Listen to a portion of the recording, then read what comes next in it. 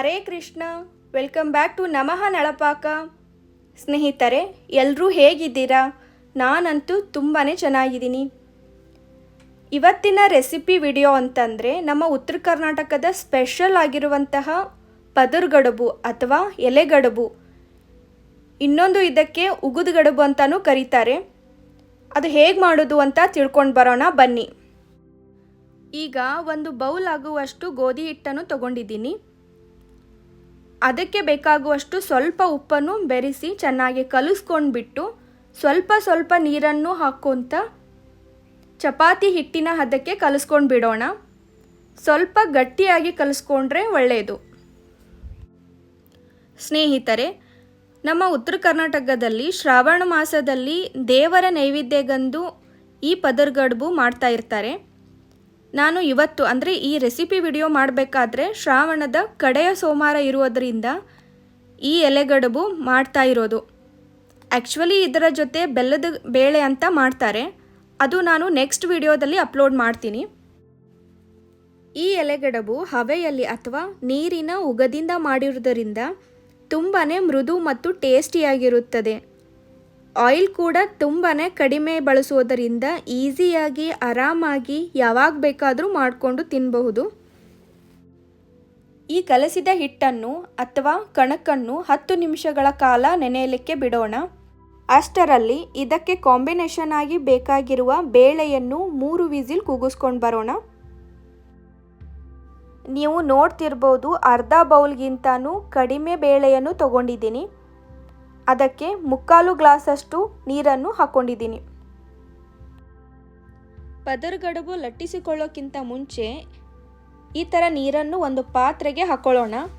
ನಾನಿಲ್ಲಿ ಇಡ್ಲಿ ಪಾತ್ರೆನೇ ತೊಗೊಂಡಿದ್ದೀನಿ. ನಿಮಗೆ ಬೇರೆ ಪಾತ್ರೆ ಕನ್ವಿನಿಯೆಂಟ್ ಇದ್ದರೆ ಬೇರೆ ಯಾವುದಾದ್ರೂ ಬಳಸ್ಕೋಬೋದು. ಇದಕ್ಕೆ 2 ಗ್ಲಾಸ್ ಆಗುವಷ್ಟು ನೀರನ್ನು ಹಾಕ್ಕೊಂಡು ಬೇಯಲಿಕ್ಕೆ ಬಿಡ್ತಾ ಇದ್ದೀನಿ. ನೋಡಿ, ಇಡ್ಲಿ ಪಾತ್ರೆ ಜೊತೆ ಈ ಥರದೊಂದು ಜರಡಿಯನ್ನು ಕೊಟ್ಟಿರ್ತಾರಲ್ಲ, ನೀವು ಇದನ್ನು ಬೇಕಾದರೂ ಯೂಸ್ ಮಾಡ್ಬೋದು. ಆದರೆ 2-3 ನಿಮಿಷ ಜಾಸ್ತಿ ಬೇಯಿಸ್ಕೋಬೇಕಾಗುತ್ತದೆ. ಮತ್ತು ಕಡಲೆಬೇಳೆ ಹೂರಣ ಅರಿಯಲಿಕ್ಕೆ ಈ ಥರದೊಂದು ಜರಡಿ ಇರುತ್ತಲ್ಲ, ನೀವು ಇದನ್ನು ಬೇಕಾದರೂ ಯೂಸ್ ಮಾಡ್ಕೋಬೋದು. ಇವಾಗ ನಾನು ಯೂಸ್ ಮಾಡ್ತಿರೋದು ಈ ಥರದ್ದು ಜರಡಿ. ಸ್ಟೀಮ್ ತುಂಬ ಚೆನ್ನಾಗಿ ಹೊಂದುತ್ತೆ ಅಂತ ನಾನು ಇದನ್ನೇ ಯೂಸ್ ಮಾಡ್ತಿದ್ದೀನಿ. ಸ್ನೇಹಿತರೆ, ಇಷ್ಟೊತ್ತಿಗಾಗಲೇ ಕಲಸಿಟ್ಟ ಹಿಟ್ಟನ್ನು ತುಂಬ ಚೆನ್ನಾಗಿ ನೆಂದಿರುತ್ತದೆ. ಈಗ ಅದನ್ನು ಸ್ವಲ್ಪ ಎಣ್ಣೆಯನ್ನು ಹಚ್ಚಿಬಿಟ್ಟು ಇನ್ನೊಂದು ಸಲ ಮಿದ್ಕೊಂಡು ಬರೋಣ. ಸ್ನೇಹಿತರೆ, ನೀವಿನ್ನೂ ನನ್ನ ಚಾನಲನ್ನು ಸಬ್ಸ್ಕ್ರೈಬ್ ಮಾಡಿಲ್ಲ ಅಂದರೆ ದಯವಿಟ್ಟು ಈಗಲೇ ಸಬ್ಸ್ಕ್ರೈಬ್ ಮಾಡಿ.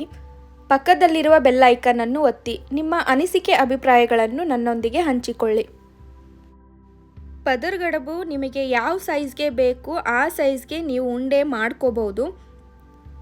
ಬಟರ್ ಪೇಪರ್ಗೆ ಎಣ್ಣೆಯನ್ನು ಸವರ್ಕೊಂಡು ಮತ್ತು ಲಟ್ಟಿಣಿಗೆಗೂ ಸ್ವಲ್ಪ ಆಯಿಲನ್ನು ಅಪ್ಲೈ ಮಾಡ್ಕೊಳ್ಳೋದ್ರಿಂದ ಲಟ್ಟಿಸಬೇಕಾದ್ರೆ ಅಂಟೋದಾಗಲಿ ಹರಿಯೋದಾಗಲಿ ಇರೋದಿಲ್ಲ. ನೋಡಿ, ನಾನು ಈ ಸೈಜ್ಗೆ ಉಂಡೆಯನ್ನು ಮಾಡ್ತಾಯಿದ್ದೀನಿ. ಇದಕ್ಕೆ ಹಿಟ್ಟು ಹಚ್ಚಿ ಲಟ್ಟಿಸಬಾರ್ದು, ಎಣ್ಣೆ ಹಚ್ಚಿಬಿಟ್ಟೆ ಲಟ್ಟಿಸ್ಬೇಕಾಗುತ್ತೆ. ನಿಮಗೆ ಎಷ್ಟಾಗುತ್ತೋ ಅಷ್ಟು ತೆಳ್ಳಗೆ ಮತ್ತು ದೊಡ್ಡದಾಗಿ ಲಟ್ಟಿಸ್ಕೊಳ್ಬಹುದು. ನೋಡಿ, ಈಗ ನಾನು ತೋರಿಸ್ತಿದ್ದೀನಲ್ಲ, ಈ ಥರ ನಿಧಾನವಾಗಿ ಲಟ್ಟಿಸ್ಕೋಬೇಕು. ಈ ಪದರ್ಗಡುಬಿಗೆ ಕಾಂಬಿನೇಷನ್ ಆಗಿ ಬೇಳೆಗೆ ಸ್ವಲ್ಪ ತುಪ್ಪ ಹಾಕಿ ಬೆಳ್ಳುಳ್ಳಿ ಖಾರ ಜೊತೆ ತಿಂದರೆ ಸಖತ್ ಟೇಸ್ಟಿಯಾಗಿರುತ್ತೆ. ಮತ್ತು ಇದರ ಜೊತೆ ಇನ್ನೊಂದು ಬೆಸ್ಟ್ ಕಾಂಬಿನೇಷನ್ ಅಂದರೆ ಕಡಲೆಬೇಳೆ ಚಟ್ನಿ, ಅದು ಕೂಡ ತುಂಬಾ ಟೇಸ್ಟಿಯಾಗಿರುತ್ತದೆ.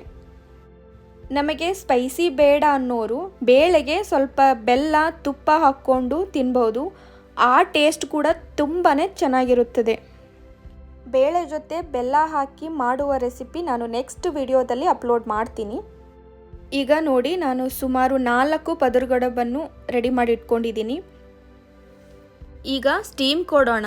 ನಾವೀಗಾಗಲೇ 2 ಗ್ಲಾಸಷ್ಟು ನೀರನ್ನು ಒಂದು ಪಾತ್ರೆಗೆ ಹಾಕಿ ಕುದಿಯಲಿಕ್ಕೆ ಇಟ್ಟಿದ್ವಿ. ಆ ಜರಡಿಗೆ ನಾವು ಲಟ್ಟಿಸ್ಕೊಂಡಿರುವ ಚಪಾತಿಯನ್ನು ಹಾಕ್ಕೊಂಡು ಬಿಡೋಣ. ನೀವು ಇದಕ್ಕೆ 8ರಿಂದ 10 ಚಪಾತಿಯನ್ನು ಲಟ್ಟಿಸಿ ಒಮ್ಮೆಲೆ ಹಾಕ್ಕೋಬೋದು. ಯಾವುದೇ ಕಾರಣಕ್ಕೂ ಇದು ಅಂಟೋದಿಲ್ಲ. ಹೀಗಾಗಿ ಆರಾಮಾಗಿ 10 to 12 ಮಿನಿಟ್ಸ್ ಸ್ಟೀಮ್ ಮಾಡ್ಕೋಬೋದು. ಈಗ ಇದಕ್ಕೆ ಒಂದು ಮುಚ್ಚಳವನ್ನು ಮುಚ್ಚಿ ಸುಮಾರು 10ರಿಂದ 12 ನಿಮಿಷಗಳ ಕಾಲ ಬೇಯಲಿಕ್ಕೆ ಬಿಡೋಣ. ಅಷ್ಟರಲ್ಲಿ ನಾವು ಮುಂಚೆನೇ ಕುಕ್ಕರ್ಗೆ ಇಟ್ಟಿರುವ ಬೇಳೆಗೆ ಸ್ವಲ್ಪ ಉಪ್ಪು ಮತ್ತು ನೀರನ್ನು ಹಾಕಿ ರೆಡಿ ಮಾಡ್ಕೊಳ್ಳೋಣ. ಈ ಬೇಳೆ ಜಾಸ್ತಿ ಗಟ್ಟಿಯಾಗಿಯೂ ಇರಬಾರ್ದು ಮತ್ತು ಜಾಸ್ತಿ ತೆಳುವಾಗಿಯೂ ಇರಬಾರ್ದು. ನಾನು ಇನ್ನೊಂದು ಕಾಂಬಿನೇಷನ್ ಆಗಿ ಬೆಳ್ಳುಳ್ಳಿ ಖಾರವನ್ನು ಮಾಡಿದ್ದೀನಿ. ಬೆಳ್ಳುಳ್ಳಿ ಖಾರ ರೆಸಿಪಿ ವಿಡಿಯೋ ನಿಮಗೆ ಬೇಕಾಗಿದ್ದರೆ ನನಗೆ ಕಮೆಂಟ್ ಮಾಡಿ. ಈಗ ಹೆಚ್ಚು ಕಮ್ಮಿ 15 ನಿಮಿಷಗಳ ನಂತರ ಇದು ಬೆಂದಿದೆ ಇಲ್ಲೋ ಅಂತ ನೋಡ್ಕೊಂಡು ಬರೋಣ. ನೋಡಿ, ಈ ಥರ ಆಗಿದೆ. ಸ್ವಲ್ಪ ಕಲರ್ ಚೇಂಜ್ ಆದರೆ ತಿಳ್ಕೊಂಡ್ಬಿಡಿ ಇದು ಪರ್ಫೆಕ್ಟಾಗಿ ರೆಡಿ ಆಗಿದೆ ಅಂತ ಅರ್ಥ. ನೋಡಿದ್ರಲ್ಲ ವೀಕ್ಷಕರೇ, ನಮ್ಮ ಉತ್ತರ ಕರ್ನಾಟಕದ ಸ್ಪೆಷಲ್ ರೆಸಿಪಿ ವಿಡಿಯೋ. ನೀವು ಕೂಡ ಮನೆಯಲ್ಲಿ ಟ್ರೈ ಮಾಡಿ ಹೇಗಿದೆ ರೆಸಿಪಿ ಅಂತ ನನಗೆ ಕಮೆಂಟ್ ಮಾಡಿ. ಮತ್ತೆ ಭೇಟಿಯಾಗೋಣ ಮುಂದಿನ ವಿಡಿಯೋದಲ್ಲಿ ಇನ್ನೊಂದು ರೆಸಿಪಿಯೊಂದಿಗೆ. ನಮಸ್ಕಾರಗಳು.